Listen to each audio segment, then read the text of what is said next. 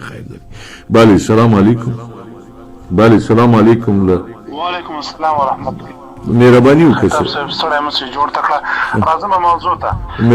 نن غنی او خپل ملګری غوړمالان راغلي و ننګرهار ته ولته یو څو قلقلې وکړي، یو څه پیغورونه هم خلکو ته ورکړل، یو څه طالبانو ته ورکړل، خو بې اساسه پیغورونه و. زه په دې لنډ وغږېږم.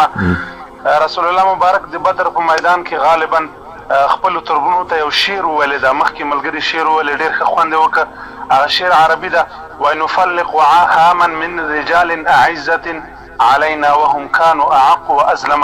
مفهوم یې دا دی چې دغه تربرونه د تربرونو ککرۍ دي، د مشرکینو ککرۍ چې زه وهم د دې په خاطر دوی که څه هم ځان ته عزتمن وایي، خو د دې په خاطر وهم چې دوی ظلم کړی دی، دلته یې بربریت کړی دی، په موږ یې تجاوز کړی دی، مظلومان یې ټکولي دي.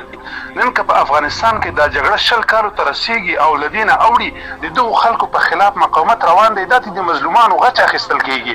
خطاب صاحب دوی چې دا نن د اوربن نارې وهي، دوی ولې 20 کاله مخکې په هغه وخت کې د اوربن نارې نه وهلې چې دلته بېباون په افغانانو باندې سر اورونه بادول، او دوی نارې ورته وهلې چې بمونه غټ واچوئ، دا بمونه واړه دي.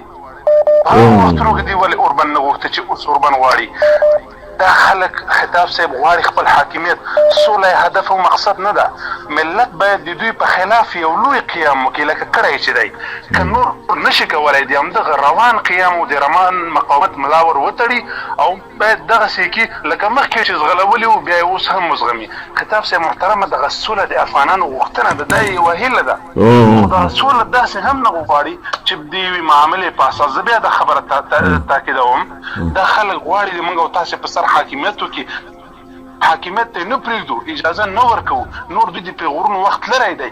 دا خلک نور صرف او صرف د یو څو لاپو خلک دي چې راجګ سو لاسپیکر او میکروفون ته ودرېږه ووایي چې طالبه ته په دې نه پوهېږي، طالبه ته په دې نه پوهېږي. طالب هغه سړی دی چې په نړیوال باندې نړیوال اشغالګر مات کړل، ټوټه ټوټه یې کړل.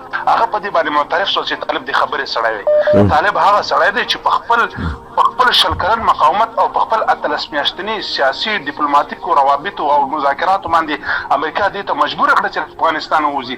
هماغه طالب ته چې د ژوند واک نه ورکاوه، انتخاب ورته دا و چې یا به وژل کېږي او یا به هم زندان ته ځي. هماغه طالب نن په نړیوال سټیج باندې له خپل افغاني کلتور سره، له خپلو افغاني جامو سره او له خپلې دیني پګړیو سره نن په نړیوال سټیج باندې او خلکو ته د خپلې بریا اعلان کوي. خطاب صاحب محترمه، د سیاست معیار دا نه دی چې ته د نیکټایي په غاړه او پتلون دې په بدن واچوه.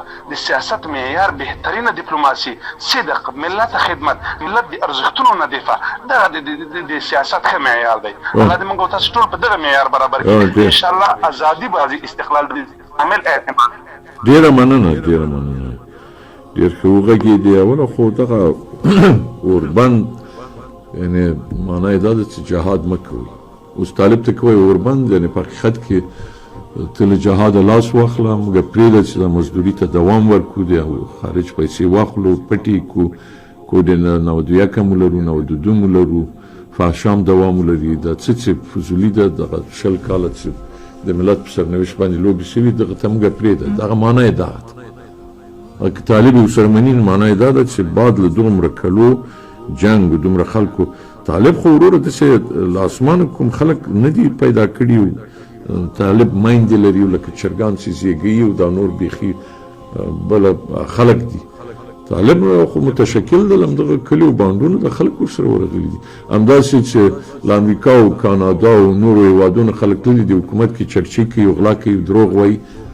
هلته په هاخوا کې له کلیو بانډونه ما خړ پښتون، خپل خړ تاجک، خړ ازبک راغلی دی. طالب په ډله کې ورغلی ده، وزیر چې نه غواړم، زه غواړم دا وطن آزاد کړم، قرباني ته راغلی یم، مګر امتیاز نه غواړم، امتیاز له خدایه غواړم. او دا خو طالب خو نشي کولی چې د هغه په وینو لوبې وکړي. هغه په کلي او بل ارګان ده، بله داعیه ده، بل هغه ده مفکوره ده. د طالب هغه خو نشي کولی چې هغه ته وایي چې سلا دې کېږده، کرار په کور کې کښېنه، ما پرېږده، راځه اوربند وکړه، او طالب راځه بیا تا ته بیا 2 وزارتونه به تا ته هم درکړو. دا هېڅ یعنې د عقل برابر نه راځي.